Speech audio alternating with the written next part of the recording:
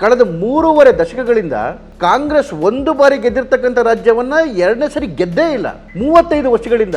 2014ರಲ್ಲಿ ಏನೋ ಕಾಂಗ್ರೆಸ್ ಮೇಲಿನ ಸಿಟ್ ಮೇಲೆ ಮೋದಿ ಅವ್ರಿಗೆ ಹಾಕಿದ್ರ ಅಂತ ನೀವು ಅಂದ್ಕೊಂಡ್ರೆ 2019 ಏನಾಯಿತು? ಅದಾದಮೇಲೆ ಸಕ್ಸೆಸಿವ್ ಸ್ಟೇಟ್ ಗೌರ್ಮೆಂಟ್ಗಳೇನಾಯಿತು? ನಾನು ಸ್ಟೇಷನಲ್ಲಿ ಇರ್ತಿದ್ದೆ, ನನ್ನ ಸ್ಟೇಷನ್ ತೊಗೊಂಡೋಗಿ ಹಾಕೋರು, ನನ್ನ ಮೇಲೆ ಕೇಸ್ಗಳು ಬೀಳ್ತಾ ಇದ್ವು. ಆ ಸಂದರ್ಭದಲ್ಲೆಲ್ಲ ಪಕ್ಷ ಗಟ್ಟಿ ನಿಂತಿದ್ದಕ್ಕೇನೆ ಇವತ್ತು ನಾನು ನಿಮ್ಮ ಮಟ್ಟಕ್ಕೆ ಬಂದು ಕೂತಿರೋದು. ಅವತ್ತು ನನ್ನ ಕೈ ಬಿಟ್ಟಿದ್ದರೆ ನಾನು ಯಾವುದೋ ಒಬ್ಬ ಕ್ರಿಮಿನಲ್ ಆಗಿರ್ತಿದ್ದೆ. ನಾನು RSS ಕೂಡ ವಿಶ್ವಮಾನ್ಯ ಆಗಿದೆ, ಮೋದಿಯವರು ಕೂಡ ವಿಶ್ವಮಾನ್ಯ ಆಗಿದ್ದಾರೆ. ಇವೆರಡರಲ್ಲಿ ಇರ್ತಕ್ಕಂಥ ಇಬ್ಬರಲ್ಲೂ ಇರ್ತಕ್ಕಂಥ ಒಂದೇ ಒಂದು ಸ್ವಾಮ್ಯ ಏನಂತ ಹೇಳಿದ್ರೆ, ಅವರು ಮಾತಾಡೋದಿಲ್ಲ, ಕೆಲಸ ಮಾಡಿ ತೋರಿಸ್ತಾರೆ. ಸಿದ್ದರಾಮಯ್ಯನವ್ರಿಗೆ ಈ ವಯಸ್ಸಲ್ಲಿ ಯಾಕೆ ಬೇಕು ಹಿಂಗೆ ಸಮಾಜವನ್ನು ಒಡೆದು ಅದ್ರ ಬಗ್ಗೆ ಬೆಂಕಿ ಇಡೋದು ಅಂತೇಳಿ? ಯಾಕೆ ಅಂತ ಹೇಳಿದ್ರೆ, ಇಡೀ ಇತಿಹಾಸದ ಪುಟಗಳಲ್ಲಿ ಇವರೊಬ್ಬರು ಕರಾಳ ಖಳನಾಯಕ ಅಂತೇಳಿ ಚಿತ್ರಿಸಲ್ಪಡ್ತಾರೆ.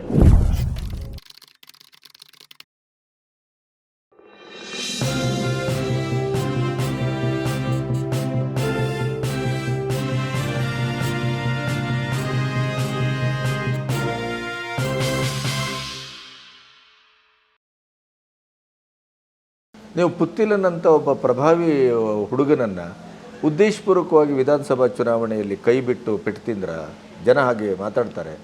ಈಗದೇನೋ ಸಂಧಾನ ಆಗ್ತಾ ಇದೆ, ವಾಪಸ್ ಬರ್ಬೋದು, ಅದು ಪ್ರಶ್ನೆ ಬೇರೆ. ಆದರೆ ಆ ಹಂತದಲ್ಲಿ ಅದು ಭಾಳ ಕೆಟ್ಟ ನಿರ್ಧಾರ ಅಲ್ವ ಅದು? ನೋಡಿ, ಎಲೆಕ್ಷನ್ ಅನ್ನೋದು ಯಾವ ಥರ ಆಗುತ್ತೆ ಅಂತ ಹೇಳಿದ್ರೆ, ಒಂದೇ ಒಂದು ಕ್ಷೇತ್ರದ ಮೇಲೆ ನಿರ್ಧಾರ ಆಗಲ್ಲ. ಪಕ್ಕದ ಕ್ಷೇತ್ರ, ಇಡೀ ಜಿಲ್ಲೆಯ ಒಂದು ಸೋಷಿಯಲ್ ಇಂಜಿನಿಯರಿಂಗ್ ಅಂತ ಹೇಳ್ತೇವೆ, ಸಾಮಾಜಿಕವಾಗಿ ನಾವು ಕೊಡಬೇಕು. ಎಲ್ಲ ಸಮುದಾಯಗಳಿಗೂ ನ್ಯಾಯ ಕೊಡೋಕೆ ಹೋದಾಗ ಒಂದು ಕ್ಷೇತ್ರಕ್ಕೆ ನಿಜವಾಗ್ಲೂ ಈ ರೀತಿ ಆಗ್ತಕ್ಕಂಥ ಚಾನ್ಸಸ್ಗಳಿರುತ್ತೆ. ಅದು ಎಲ್ಲ ಪಕ್ಷಗಳು ಇದನ್ನು ಅನುಭವಿಸಲೇಬೇಕು. ಏನಂತೇಳಿದ್ರೆ, ಒಬ್ಬ ವ್ಯಕ್ತಿಯನ್ನು ನಾವು ನೋಡ್ಲಿಕ್ಕೆ ಹೋದರೆ ಒಂದು ಇಡೀ ಸಾಮಾಜಿಕವಾಗಿ ಗೌರವ ಕೊಡಲಿಕ್ಕಾಗಲ್ಲ ಎಲ್ಲ ಸಮುದಾಯಗಳಿಗೆ. ಹಾಗಾಗಿ ಒಂದು ಹೆಚ್ಚು ಕಡಿಮೆ ಆಗೇ ಆಗುತ್ತೆ. ಸಾಮಾಜಿಕವಾಗಿ ನ್ಯಾಯ ಕೊಡ್ತಕ್ಕಂಥ ಪರಿಸ್ಥಿತಿ ನಿರ್ಮಾಣ ಆಗ್ಬಿಟ್ಟಿತ್ತು ಅದಕ್ಕೋಸ್ಕರ. ಹಾಗಾಗಿ ಅದು ಪುತ್ತಿಲ್ನಂಥವ್ರಿಗೆ ಅನ್ಯಾಯ ಆಗಿದ್ದು, ಒಬ್ಬರಿಗೆ ಆಗಿದ್ದಲ್ಲ, ಭಾಳಷ್ಟು ಕಡೆಗೆ ಆಯಿತು. ಎಲ್ರಿಗೂ ಅದು ಅರ್ಥನೂ ಆಯಿತು. ಅದಕ್ಕೆ ಯಾವುದು ಈಗ ಫಾರ್ ಎಕ್ಸಾಂಪಲ್ ಹೇಳಿದ್ರೆ, ಈಗ ಒಂದು ಜಿಲ್ಲೆನಲ್ಲಿ ಒಂದು 4 ಒಕ್ಕಲಿಗ ಸಮುದಾಯ, 2 ಲಿಂಗಾಯತ ಸಮುದಾಯ ಈ ರೀತಿ ಕೊಟ್ಟಾಗ ಯಾವುದೋ ಒಂದು OBC ಸಮುದಾಯಕ್ಕೆ, ಒಂದು SCಗೆ ಕೊಡಲೇಬೇಕಾದಂತಹ ಪರಿಸ್ಥಿತಿ ನಿರ್ಮಾಣ ಆಗಿಬಿಡುತ್ತೆ. ಆ ಸಂದರ್ಭ ನಿರ್ಮಾಣ ಆದಾಗ ಒಬ್ಬ ವ್ಯಕ್ತಿಯನ್ನು ನೋಡಬೇಕಾ ಅಥವಾ ಒಟ್ಟು ಒಂದು ಸಮುದಾಯಗಳನ್ನ ನೋಡಬೇಕಾ ಅಂತ ಹೇಳಿದಾಗ ಸಮುದಾಯಗಳಿಗೆ ನ್ಯಾಯ ಕೊಡಲೇಬೇಕಾಗುತ್ತೆ. ನಮಗೆ ವ್ಯಕ್ತಿಗಿಂತ ಸಮುದಾಯ ಮುಖ್ಯ. ಹಾಗಾಗಿ ಸಮುದಾಯಕ್ಕೆ ನ್ಯಾಯ ಕೊಡೋ ಪ್ರಯತ್ನ ಆಯಿತು ಅಲ್ಲಿ. ಹಾಗಾಗಿ ಒಂದಷ್ಟು ಹೆಚ್ಚು ಕಡಿಮೆ ಆಗಿದೆ, ಅದನ್ನು ಸರಿ ಮಾಡ್ಕೊಳ್ತಕ್ಕಂಥ ಪ್ರಯತ್ನಗಳಾಗಿದೆ. ದಕ್ಷಿಣ ಕನ್ನಡದ ಸಂಪೂರ್ಣವಾಗಿ ಒಕ್ಕೊರಲಿನಿಂದ ನಿಮ್ಮ BJPಯನ್ನೇ ಅದು ಆರಿಸಿ ಕಳಿಸ್ತಾ ಇದೆ. ಅದು MP ಎಲೆಕ್ಷನ್ ಆಗ್ಬೋದು ಅಥವಾ ವಿಧಾನಸಭಾ ಎಲೆಕ್ಷನ್ ಆಗ್ಬೋದು. ಆದರೆ ಅಲ್ಲಿಯ ಒಂದು ಕೇಳಿಬರ್ತಾ ಇರುವಂಥದ್ದು, ನಿಮ್ಮ ಲೀಡರ್ಸ್ಗಳಿಂದ ಬರೀ ಭಾಷಣಗಳಾಗ್ತವೆ ಹೊರತು ಕೆಲಸ ಆಗ್ತಾ ಇಲ್ಲ. ನೋಡಿ, ಯಾವುದೋ ಒಂದು ಉತ್ಸಾಹದಿಂದ ಒಂದು ಚುನಾವಣೆಯಲ್ಲಿ ಜನ ವೋಟ್ ಮಾಡ್ಬೋದು, ಆದರೆ ಪ್ರತಿ ಬಾರಿ ಚುನಾವಣೆಯಲ್ಲಿ ಏನೂ ಕೆಲಸ ಮಾಡದೆ ವೋಟ್ ಮಾಡ್ತಾರೆ ಅಂತ ಹೇಳಿದ್ರೆ ನಾನಂತೂ ಅದನ್ನು ನಂಬೋದಿಲ್ಲ. ಭಾಳಷ್ಟು ಕೆಲಸಗಳಾಗಿದ್ದಾವೆ. ಅದು ಧರ್ಮದ ವಿಚಾರ, ರಾಜ್ಯದ ವಿಚಾರ, ಡೆವಲಪ್ಮೆಂಟ್ ವಿಚಾರ, ಕೇಂದ್ರ ಸರ್ಕಾರದ ವಿಚಾರ. ಆ ಕಾರಣಗಳಿಗೋಸ್ಕರನೇ ಮತ್ತೆ ಮತ್ತೆ ಮತ್ತೆ ಮತ್ತೆ ಜನ ವೋಟ್ ಹಾಕ್ತಿರ್ತಕ್ಕಂಥದ್ದು. 2014ರಲ್ಲಿ ಏನೋ ಕಾಂಗ್ರೆಸ್ ಮೇಲಿನ ಸಿಟ್ ಮೇಲೆ ಮೋದಿ ಅವ್ರಿಗೆ ಹಾಕಿದ್ರ ಅಂತ ನೀವು ಅಂದ್ಕೊಂಡ್ರೆ 2019 ಏನಾಯಿತು? ಅದಾದಮೇಲೆ ಸಕ್ಸೆಸಿವ್ ಸ್ಟೇಟ್ ಗೌರ್ಮೆಂಟ್ಗಳೇನಾಯಿತು? ಇವತ್ತು ನೋಡಿ, ಕಳೆದ 3.5 ದಶಕಗಳಿಂದ ಕಾಂಗ್ರೆಸ್ ಒಂದು ಬಾರಿ ಗೆದ್ದಿರ್ತಕ್ಕಂಥ ರಾಜ್ಯವನ್ನು 2ನೇ ಸರಿ ಗೆದ್ದೇ ಇಲ್ಲ ಕಂಟಿನ್ಯೂಸ್ ಆಗಿ 35 ವರ್ಷಗಳಿಂದ. ಆದರೆ BJP ನೋಡಿ, ಸತತವಾಗಿ ರಾಜ್ಯಗಳನ್ನ ಗೆಲ್ತಾ ಬರ್ತಾ ಇದೆ. 25 ವರ್ಷದಿಂದ ಗುಜರಾತ್ ಗೆಲ್ತಾ ಬರ್ತಾ ಇದೆ, ಮಧ್ಯಪ್ರದೇಶ ಗೆಲ್ತಾ ಬರ್ತಾ ಇದೆ, ರಾಜಸ್ಥಾನ ಒಂದು ಸರಿ ಹೋಗುತ್ತೆ, ಒಂದು ಸರಿ ಬರುತ್ತೆ. ಈ ರೀತಿ ರಿಪಿಟೇಟಿವ್ ಸರ್ಕಾರಗಳು ಯಾಕೆ ಬರ್ತವೆ ಅಂತ ಹೇಳಿದ್ರೆ, ಸರ್ಕಾರಗಳು ಮಾಡ್ತಕ್ಕಂಥ ಕೆಲಸದಿಂದ. ಮತ್ತು ಮೋದಿಯವರು ಕೂಡ ಯಾಕೆ ಮತ್ತೆ ಆರಿಸಿ ಬರ್ತಾರೆ? ಈಗ ಮತ್ತೆ ಈ ಸರಿ ಇನ್ನೂ ತಂಬಿಂಗ್ ಮೆಜಾರಿಟಿಲಿ ಯಾಕೆ ಆರಿಸಿ ಬರ್ತಾರೆ ಅಂತ ಹೇಳಿದ್ರೆ, ನಾವು ಮಾಡ್ತಿರ್ತಕ್ಕಂಥ ಕೆಲಸ ನಮ್ಮ ಬದ್ಧತೆ ಮೇಲೇನೆ. ಮೋದಿಯವ್ರಿಗೆ ಇರ್ತಕ್ಕಂತಹ ಬದ್ಧತೆಯೇ ಪ್ರತಿಯೊಬ್ಬ BJPಯವ್ರಿಗೂ ಖಂಡಿತವಾಗ್ಲೂ ಅದೇ ಬದ್ಧತೆ ಆಗುತ್ತೆ. ನಿಮಗೆ ಗ್ರಾಸ್ ರೂಟ್ ಲೆವೆಲಿನ ಕಾರ್ಯಕರ್ತರನ್ನು ನೀವು ತುಂಬ ಗಂಭೀರವಾಗಿ, ಅವರಿಗೀಗ ಕೇಸ ಹಾಕಿದ್ದಿರ್ಬೋದು, ಅವರು ಜೈಲಿಗೆ ಹೋದಂಥ ಸಂದರ್ಭ ಇರ್ಬೋದು, ಜೀವದ ಹಂಗನ್ನು ತೊರೆದು ಎಷ್ಟೋ ಜನ ಹೋರಾಡಿ ಅವರು ಜೀವ ಕಳ್ಕೊಂಡಿದ್ದಾರೆ, ಆ ಕುಟುಂಬ ಅನಾಥವಾಗಿದೆ. ಅವು ಎಲ್ಲೋ ಒಂದು ಕಡೆ ನಿಮ್ಮ ಬಗ್ಗೆ ಕೇಳಿಬರುವಂಥದ್ದು, ಅವರು ಪ್ರಕರಣಕ್ಕೆ ಸಂಬಂಧಪಟ್ಟವರನ್ನು ಬಳಸ್ಕೊಳ್ತಾರೆ ಹೊರತು ಅದರ ನಂತರದ ಜವಾಬ್ದಾರಿಯನ್ನು ಪಕ್ಷ ಹೊರತುಕೊಳ್ತಾ ಇಲ್ಲ. ಕಾರ್ಯಕರ್ತರ ಲೆವೆಲಲ್ಲಿ ಈ ಅಸಮಾಧಾನ ಇದೆ ಅನ್ನೋದು ಸಾರ್ವಜನಿಕವಾಗೂ ವ್ಯಕ್ತವಾಗಿದೆ ಭಾಳಷ್ಟು ಸಾರಿ. ಅದು ಶಿವಮೊಗ್ಗದ ಪ್ರಕರಣ ಇರ್ಬೋದು, ದಕ್ಷಿಣ ಕನ್ನಡದ ಪ್ರಕರಣ ಇರ್ಬೋದು, ಎಲ್ಲವೂ. ಯಾಕೆ ಇದು? ನೋಡಿ, ದಿನೇ ದಿನೇ BJP ಶಕ್ತಿ ಯಾಕೆ ಇಷ್ಟೊಂದು ವೃದ್ಧಿ ಆಗ್ತಾ ಹೋಗ್ತಾ ಇದೆ ಅಂತ ಹೇಳಿದ್ರೆ, BJP ಕಾರ್ಯಕರ್ತರಿಗೆ ಇರ್ತಕ್ಕಂತಹ ಬದ್ಧತೆ. ಆ ಬದ್ಧತೆ ಇರೋದಕ್ಕೇನೆ ಕಾರ್ಯಕರ್ತರು ನಮ್ಮ ಜೊತೆ ಬರ್ತಾ ಇರೋದು. ಕೆಲವು ಇನ್ಸಿಡೆಂಟ್ಗಳಲ್ಲಿ ಸಬ್ಜುಡೇಸ್ ಆಗಿರುತ್ತೆ ಅಥವಾ ನ್ಯಾಯಾಲಯದಲ್ಲಿರ್ತದೆ ಅಥವಾ ಬೇರೆ ಬೇರೆ ಪ್ರಕರಣಗಳೆಲ್ಲ ತಳ್ಕೊಂಡಿರ್ತದೆ. ಇಂಥ ಸಂದರ್ಭದಲ್ಲಿ ಕೆಲವರಿಗೆ ನ್ಯಾಯ ಸಿಗದೇ ಇರಬಹುದು, ಐಸೋಲೇಟೆಡ್ ಇನ್ಸಿಡೆಂಟ್ಸ್ ನಾನು ಹೇಳೋದು. ಆದರೆ ಒಟ್ಟಾರೆ ನೋಡಿದಾಗ BJP ಯಾವತ್ತೂ ಕಾರ್ಯಕರ್ತರದೇ ಪಕ್ಷ, ಕಾರ್ಯಕರ್ತರಿಗೋಸ್ಕರ ಇರುವಂಥ ಪಕ್ಷ. ಇವಾಗ ಫಸ್ಟ್ ಟೈಮ್ ವೋಟರ್ಸ್ ಅಂತ ಹೇಳ್ತೀವಿ ನಾವು. 18 ವರ್ಷಕ್ಕೆ ಹೋದಾಗ ನಾವು ಎನ್ರೋಲ್ಮೆಂಟ್ ಮಾಡಿದಾಗ ನಿಮಗೆ 80% ಓಟು BJP ಬೀಳುತ್ತೆ. ಯಾಕೆ ಬೀಳುತ್ತೆ? ಅವರು ಎಲ್ಲ ಸುತ್ತಮುತ್ತ ವಾತಾವರಣ ನೋಡ್ಕೊಂಡೇ ಬಂದಿರ್ತಾರೆ. ಇವತ್ತು ನಮ್ಮ ಯುವ ಮೋರ್ಚಾದಲ್ಲಿ ಒಂದು ವಿಷಯ ಹೇಳ್ತೀನಿ, ಆಂತರಿಕ ವಿಚಾರ. ಒಂದು ಕೆಲವೇ ಪೋಸ್ಟ್ಗಳಿಗೆ ಮೊನ್ನೆ ಏನು ಪದಾಧಿಕಾರಿಗಳನ್ನ ಮಾಡಿದಾಗ 700 ಅಪ್ಲಿಕೇಶನ್ ಬಂದಿತ್ತು ಬರೀ ಯುವ ಮೋರ್ಚಾದಲ್ಲಿ. ಯಾಕೆ ಇಷ್ಟೊಂದು ಯುವಕರಲ್ಲಿ ಉತ್ಸಾಹ BJP ಬಗ್ಗೆ ಅಂತ ಹೇಳಿದ್ರೆ BJPಗೂ ಕೂಡ ಆ ಕಾರ್ಯಕರ್ತರ ಬಗ್ಗೆ ಇರ್ತಕ್ಕಂಥ ಬದ್ಧತೆ. ಹಾಗಾಗಿ ಯಾರಿಗೋ ಕೆಲವರಿಗೆ ನೋವಾಗಿದ್ರೆ ನಾನು ಅದನ್ನು ಕ್ಷಮೆ ಕೇಳ್ತೇನೆ. ಅದು ಉದ್ದೇಶಪೂರ್ವಕವಾಗಿ ಆಗಿದ್ದಲ್ಲ, ಯಾವುದೋ ಕಾರಣಕ್ಕೋಸ್ಕರ ಆಗಿದ್ದು. ಆದರೆ BJPಯ ಬದ್ಧತೆ ಮಾತ್ರ ಕಾರ್ಯಕರ್ತರ ಬಗ್ಗೆ ಖಂಡಿತವಾಗ್ಲೂ ಇದೆ. ಇದಕ್ಕೆ ನಾನೇ ಕಾರಣ. ನಾನು ಸ್ಟೇಷನಲ್ಲಿ ಇರ್ತಿದ್ದೆ, ನನ್ನ ಸ್ಟೇಷನ್ ತೊಗೊಂಡೋಗಿ ಹಾಕೋರು, ನನ್ನ ಮೇಲೆ ಕೇಸ್ಗಳು ಬೀಳ್ತಾ ಇದ್ವು. ಆ ಸಂದರ್ಭದಲ್ಲೆಲ್ಲ ಪಕ್ಷ ಗಟ್ಟಿ ನಿಂತಿದ್ದಕ್ಕೇನೆ ಇವತ್ತು ನಾನು ಈ ಮಟ್ಟಕ್ಕೆ ಬಂದು ಕೂತಿರೋದು. ಅವತ್ತು ನನ್ನ ಕೈ ಬಿಟ್ಟಿದ್ದರೆ ನಾನು ಯಾವುದೋ ಒಬ್ಬ ಕ್ರಿಮಿನಲ್ ಆಗಿರ್ತಿದ್ದೆ. ನಾನು RSS ಸಂವಿಧಾನವನ್ನು ನಂಬದೇ ಇರುವಂಥದ್ದು, BJP ಹೀಗೆ ಈ ಮೇಲಿಂದ ಮೇಲೆ RSSನ್ನು ಎಳೆದು ತರಲಾಗ್ತಾ ಇದೆಯಲ್ಲ, ಈ RSSನ ಬಗ್ಗೆ ಇರುವ ಕಾಂಗ್ರೆಸ್ಸಿನ ಈ ಒಂದು ಅಜೆಂಡಾ ಅಥವಾ ದ್ವೇಷಕ್ಕೆ ಒಂದು ಕರೆಕ್ಟಾದಂಥ ಪ್ರತಿಕ್ರಿಯೆ ಅಥವಾ ಕರೆಕ್ಟಾದಂಥ ಉತ್ತರ ಕೊಡುವ ಕೆಲಸವನ್ನು BJP ಯಾಕೆ ಮಾಡ್ತಾ ಇಲ್ಲ? ಇವತ್ತು ನೋಡಿ, RSS ಕೂಡ ವಿಶ್ವಮಾನ್ಯ ಆಗಿದೆ, ಮೋದಿಯವರು ಕೂಡ ವಿಶ್ವಮಾನ್ಯ ಆಗಿದ್ದಾರೆ. ಇವೆರಡರಲ್ಲೂ ಇರ್ತಕ್ಕಂಥ ಇಬ್ಬರಲ್ಲೂ ಇರ್ತಕ್ಕಂಥ ಒಂದೇ ಒಂದು ಸ್ವಾಮಿ ಏನಂತ ಹೇಳಿದ್ರೆ, ಅವರು ಮಾತಾಡೋದಿಲ್ಲ, ಕೆಲಸ ಮಾಡಿ ತೋರಿಸ್ತಾರೆ. RSS ಅಷ್ಟೇ, ಯಾವತ್ತೂ ಪ್ರತಿಕ್ರಿಯೆ ಕೊಡೋಕೆ ಹೋಗೋದಿಲ್ಲ, ಕೆಲಸ ಮಾಡಿ ತನ್ನ ಬದ್ಧತೆಯನ್ನು ತೋರಿಸುತ್ತೆ. ಮೋದಿಯವರು ಕೂಡ ಯಾವುದೇ ಉತ್ತರ ಕೊಡೋಕೆ ಹೋಗೋದಿಲ್ಲ, ಕೆಲಸ ಮಾಡಿ ತಮ್ಮ ಬದ್ಧತೆಯನ್ನು ತೋರಿಸ್ತಾರೆ. ಆ ಬದ್ಧತೆ ಇವತ್ತು ಜನಕ್ಕೆ ಕಾಣ್ತಾ ಇದೆ, ಕೇವಲ ಭಾರತೀಯರಿಗಷ್ಟೇ ಅಲ್ಲ, ಇಡೀ ವಿಶ್ವಕ್ಕೆ ಕಾಣ್ತಾ ಇದೆ. ಹಾಗಾಗಿ RSS ಬಗ್ಗೆ ಯಾರಾದರೂ ಮಾತಾಡಿದ್ರೆ ಅದೇ ನರಿ ಕೂಗು ಗಿರಿ ಕೇಳುತ್ತೆ ಅನ್ನಂಗೆ, ಅಥವಾ ಈ ಆನೆ ನೋಡಿ ನಾಯಿ ಬಗಳ್ದಂಗೆ ಆಗುತ್ತೆ ಬಿಟ್ಬಿಟ್ರೆ, ಅಥವಾ ಮೋದಿಯವ್ರನ್ನ ಟೀಕೆ ಮಾಡಿದ್ರೆ ಆನೆಯನ್ನು ನೋಡಿ ನಾಯಿ ಬಗಳ್ದಂಗೆ ಆಗುತ್ತೆ ಬಿಟ್ಟರೆ RSSಗಾಗಲಿ ಅಥವಾ ಮೋದಿಯವ್ರಿಗಾಗಲಿ ಕಿಂಚಿತ್ತೂ ಅದೇನು ಬಾಧಿಸೋದಿಲ್ಲ. ಇವರ ಈ ಏಕಮುಖ ಇದೆಯಲ್ಲ, ಮುಸ್ಲಿಮರ ತುಷ್ಟೀಕರಣ, ನೀವೇ ನಮ್ಮ ಸರ್ಕಾರವನ್ನು ಆರಿಸಿ ಕಳಿಸಿದ್ದು, ಇದು ನಿಮ್ಮ ಸರ್ಕಾರ, ನಿಮಗೋಸ್ಕರ ಇರುವ ಸರ್ಕಾರ ಅಂತ ಹೇಳ್ತಾನೆ. ಹಜ್ ಭವನಕ್ಕೆ 10 ಲಕ್ಷವನ್ನು ಕೊಡ್ತದೆ, ಗೋರಕ್ಷಣೆಗೆ, ಗೋಧಾಮಕ್ಕೂ ಅಥವಾ ಈ ಥರದ್ದು ಯಾವುದೇ ಕೊಡೋದಿಲ್ಲ. ಇಂಥದ್ದು ಭಾಳ ಸ್ಪಷ್ಟವಾಗಿ ನಾವು ಅಲ್ಲೇ ನಮ್ಮ ಅಜೆಂಡವನ್ನು, ನಮ್ಮ ಧ್ವಜವನ್ನು ಊರಿದ್ದೇವೆ ಅನ್ನುವಂಥದ್ದು ಒಂದು ರಾಜ್ಯದಲ್ಲಿ ಕಾಣ್ತಾ ಇದೆ. ಆ ಮಟ್ಟಕ್ಕೆ ಹೋಗ್ತಾ ಇರುವ ಕಾಂಗ್ರೆಸ್ಸಿಗೆ ಆ ಒಂದೇ ಒಂದು ಆ ತುಷ್ಟೀಕರಣ ಅವರನ್ನು ರಕ್ಷಣೆ ಮಾಡ್ಬೋದಾ?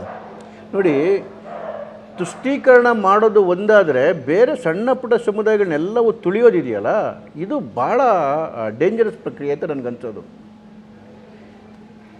ಆ ಸಮುದಾಯಕ್ಕೆ 10,000 ಕೋಟಿ ಕೊಡ್ತೀನಿ ಅಂತ ಘೋಷಣೆ ಮಾಡ್ತೀರಿ, 1,000 ಕೋಟಿ ಆಗಲೇ ನಿಮಗೆ ಪ್ಲ್ಯಾನಿಂಗ್ ಆಗೋಗುತ್ತೆ. ಆದರೆ ನಿಮಗೆ ಕೊಟ್ಟಿರ್ತಕ್ಕಂಥ ಭಾಗಿಗಳಿಗೆ ಕೊಡೋಕ್ಕೆ ದುಡ್ಡಿಲ್ಲ ಅಂತೇಳಿ 11,500 ಕೋಟಿ ದಲಿತರ ದುಡ್ಡು, SC ST ಮತ್ತು TSP 11,000 ಕೋಟಿ ದಲಿತರ ದುಡ್ಡು. ಸರ್, ನೀವು ದಲಿತ ದುಡ್ಡನ್ನ ಎತ್ಕೊಂತೀರಿ ಅಂದರೆ ದಲಿತ ಸಮಾಜವನ್ನು ತುಳಿಲಿಕ್ಕೆ ಹೋಗ್ತೀರಿ, ಮತ್ತೆ ತಗೊಂಡೋಗಿ ಮೇಲೆ ದಲಿತರ ಇಡೀ ಉದ್ಧಾರವನ್ನು ಕಾಂಗ್ರೆಸ್ಸಿಂದ ಮಾತ್ರ ಸಾಧ್ಯ ಅಂತ ಹೇಳ್ತಾರೆ. ಇವತ್ತು ಅದಕ್ಕೆ ದಲಿತರು ಅರ್ಥ ಮಾಡ್ಕೊಂಡಿದ್ದಕ್ಕೇನೆ ಇಡೀ ದೇಶದಲ್ಲಿ ಅವ್ರಿಗೆ 50 ಸೀಟು ಬರೋದಕ್ಕೂ ಯೋಗ್ಯತೆ ಯಾಕಿಲ್ಲ ಅಂತ ಹೇಳಿದ್ರೆ, ನೋಡಿ ಎಲ್ಲೆಲ್ಲಿ ದಲಿತ ಸಮುದಾಯ ಹೆಚ್ಚಿದೆ ಅಲ್ಲೆಲ್ಲ ಇವರು ವಾಶ್ ಔಟ್ ಆಗೋಗಿದ್ದಾರೆ. ನೀವು ಉತ್ತರ ಪ್ರದೇಶ ಇರ್ಬೋದು, ಬಿಹಾರ ಇರ್ಬೋದು, ಜಾರ್ಖಂಡ ಇರ್ಬೋದು, ಎಲ್ಲೆಲ್ಲಿ ಸಮುದಾಯ ಜಾಸ್ತಿ ಇದೆ ವಾಶ್ ಔಟ್. ನಾನು ಹೇಳ್ತಿದ್ದು 1 ಸೀಟು ಕೂಡ ಬರ್ತಿಲ್ಲ. ಯಾಕೆ ಅಂತ ಹೇಳಿದ್ರೆ ದಲಿತರಿಗೆ ಇವರ ಕರಾಳ ಮುಖದ ಪರಿಚಯ ಆಗಿದೆ.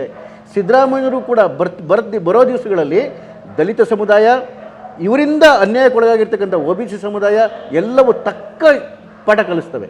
ಅಹಿಂದ ಸಮಾವೇಶ ಮಾಡ್ತಾರಲ್ಲ ಅವರು, ಖಂಡಿತ. ನೋಡಿ, ಅಹಿಂದದಲ್ಲಿ ಒಂದು ಕಡೆ ಅಲ್ಪಸಂಖ್ಯಾತರನ್ನ ಪೂರ್ತಿಯಾಗಿರ್ತಾರೆ, ಆದರೆ ಹಿಂದೂಗಳನ್ನ ಹೊಡೆದು ಅಲ್ಲಿ ದಲಿತರು ಮತ್ತು ಹಿಂದುಳಿದವ್ರು ಮಾತ್ರ ಇಟ್ಕೊತಾರೆ, ಅಲ್ಲಿ ಹಿಂದೂ ಧರ್ಮನ ಹೊಡಿತಾರೆ.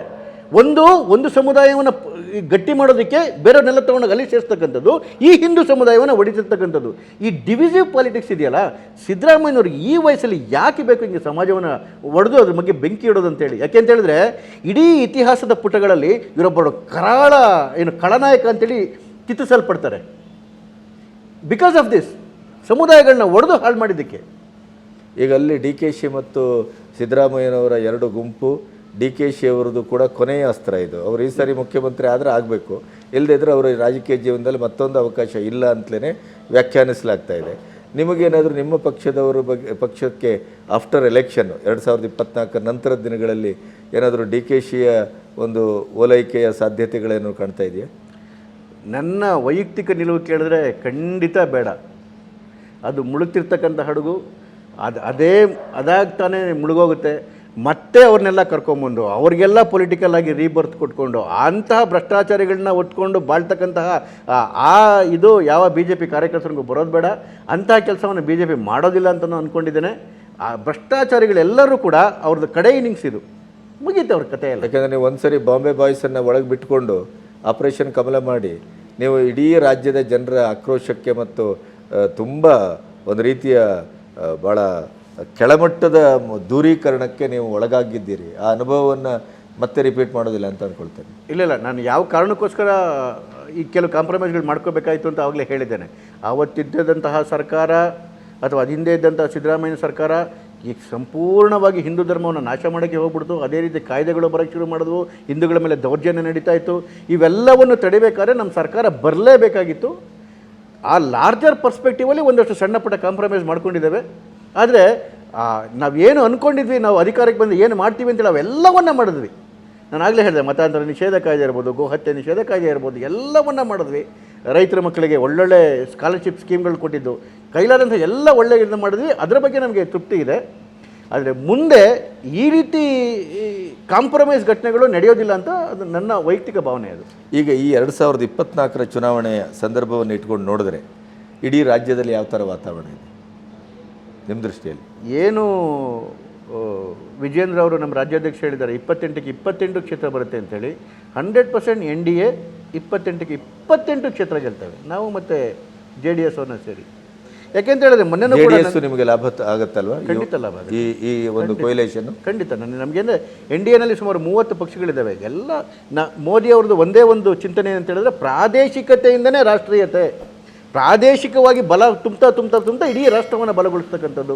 ನಾನು ನೋಡಿ, ಉತ್ತರ ಪ್ರದೇಶದಲ್ಲಿ ಅಪ್ನಾದಳ್ ಅಂತ ಒಂದು ಸಣ್ಣ ಪಾರ್ಟಿ ಇದೆ, ಕೇವಲ 2 ಸೀಟ್ ಅವ್ರು ನಿಲ್ಲೋದು. ಅಲ್ಲಿನ ಅನುಪ್ರಿಯಾ ಪಟೇಲ್ನ 2014ರಿಂದ 10 ವರ್ಷದಿಂದ ಅವ್ರು ಮಿನಿಸ್ಟರ್ ಇದ್ದಾರೆ. ಅದು ಸಣ್ಣ ಪುಟ್ಟ ಪಾರ್ಟಿ ಅಂತ ನಾವು ಇದನ್ನು ಮಾಡಿಲ್ಲ. RPA Republican Party of India, ಮಹಾರಾಷ್ಟ್ರದ್ದು ದಲಿತ ಪಕ್ಷ, ಅದು ರಾಮದಾಸ್ ಅತಾವಳೆ ಅವರು 1 ಸೀಟು ಗೆಲ್ಲಕ್ಕೆ ಶಕ್ತಿ ಇಲ್ಲ ಅವ್ರಿಗೆ. ಆದರೆ ಅವ್ರನ್ನ ರಾಜ್ಯಸಭಾ ಮೆಂಬರ್ ಮಾಡಿ ಅವ್ರನ್ನ 10 ವರ್ಷದಿಂದ ಮಿನಿಸ್ಟರ್ ಮಾಡಿ ಇಟ್ಕೊಂಡಿದ್ದೀವಿ. ಇದು BJP ಸಣ್ಣ ಪುಟ್ಟ ಪ್ರಾದೇಶಿಕ ಪಕ್ಷಗಳಿಗೆ ಕೊಟ್ಟಿರ್ತಕ್ಕಂತಹ ಗೌರವ. ಆ ಗೌರವ ಮತ್ತು ಮನ್ನಣೆ ಸಿಗುತ್ತೆ ಅಂತಲೇ ಏನು ದೇವೇಗೌಡರಿಗೂ 14ರಿಂದ ನೋಡ್ಕೊಂಬನ್ನಿ, ಮೋದಿಯವರ ಇದು ಅತ್ಯಂತ ಹೆಚ್ಚು ಗೌರವ ಕೊಟ್ಕೊಂಡು ಅವ್ರನ್ನ ನಡೆಸ್ಕೊಂಬರ್ತಾ ಇದ್ದಾರೆ. ಜನತಾದಳಕ್ಕೂ ಕೂಡ ಅದೇ ಗೌರವ ಅದೇ ಮನ್ನಣೆ ಸಿಗುತ್ತೆ ಅಂತಕ್ಕಂಥ ನಂಬಿಕೆ ಮೇಲೆ ನಮ್ಮ ಜೊತೆ ಬಂದಿದ್ದಾರೆ. ಮೈತ್ರಿನಲ್ಲಿ 3 ರೀತಿ ಮೈತ್ರಿ ಆಗುತ್ತೆ. ಒಂದು ನಾಯಕರ ಮಧ್ಯೆ ಆಗ್ತಕ್ಕಂಥ ಮೈತ್ರಿ, ಎರಡನೇದು ಕಾರ್ಯಕರ್ತರ ಮಧ್ಯೆ ಆಗ್ತಕ್ಕಂಥ ಮೈತ್ರಿ, ಮೂರನೇದು ಜನ ಅದಕ್ಕೆ ಒಪ್ತಕ್ಕಂಥ ರೀತಿ. ನೀವು 2018ರಲ್ಲಿ ಕಾಂಗ್ರೆಸ್ ಮತ್ತು JDS ಒಟ್ಟಿಗೆ ಸೇರಿದ್ವು. ಆದರೆ ಕಾರ್ಯಕರ್ತರು ಸೇರೇ ಇರಲಿಲ್ಲ. ಕಾರ್ಯಕರ್ತರು ಬಡ್ದಾಡ್ಕೊತಾ ಇದ್ರು. ಕಡೆಗೆ ನಾಯಕರು ಸೇರಿದ್ರೆ ಅವರು ಸೇರಲಿಲ್ಲ. ಕುಮಾರಸ್ವಾಮಿ ಅವರು ನಾನು ವಿಷಕಂಠನಾಗಿ ಎಲ್ಲ ಅನುಭವಿಸ್ತಾ ಇದ್ದೀನಿ ಅಂತ ಇವರನ್ನೋರು, ಸಿದ್ದರಾಮಯ್ಯವರು ಧರ್ಮಸ್ಥಳದಲ್ಲಿ ಒಂದು ಎಪಿಸೋಡೇ ಕ್ರಿಯೇಟ್ ಮಾಡಿದರು. ಎಲ್ಲ 5 ಸ್ಟಾರ್ ಹೋಟೆಲ್ ಕೂತಿರೋರಿಂದ ಜನ ಉದ್ಧಾರ ಆಗ್ತಾರೆ ಅಂತೇಳಿ ಅವ್ರು ಹೇಳೋರು. ಈ ಕಡೆ ನಾಯಕರು ಒಂದಾಗಿರಲಿಲ್ಲ, ಕಾರ್ಯಕರ್ತರು ಒಂದಾಗಿರಲಿಲ್ಲ. ಹಾಗಾಗಿ ಜನನೂ ಅವರಿಗೆ ಮನ್ನಣೆ ಕೊಡಲಿಲ್ಲ. ಆದರೆ BJP JDS ನ್ಯಾಚುರಲ್ ಅಲಯನ್ಸ್ ಅಂತ ನನಗನ್ನಿಸ್ತಾ ಇರ್ತಕ್ಕಂಥದ್ದು. ಕೆರೆಗೋಡು ಘಟನೆ ನೋಡಿದ್ವಿ, ಎಲ್ಲ ಕಾರ್ಯಕರ್ತರು ಒಂದಾಗಿದ್ದಾರೆ, ಎಲ್ಲ ನಾಯಕರುಗಳು ಒಂದಾಗಿದ್ದಾರೆ. ಹಾಗಾಗಿ ನಮಗೂ ಕೂಡ ಗಟ್ಟಿಯಾಗಿ ಅವರಿಂದ ಸಹಾಯ ಆಗುತ್ತೆ, JDSಗೂ ಕೂಡ ನಮ್ಮಿಂದ ಸಹಾಯ ಆಗುತ್ತೆ. ಒಟ್ಟಾರೆ 28ಕ್ಕೆ 28 ಕ್ಷೇತ್ರವನ್ನು NDA ಗೆಲ್ಲುತ್ತೆ ಕರ್ನಾಟಕದಲ್ಲಿ.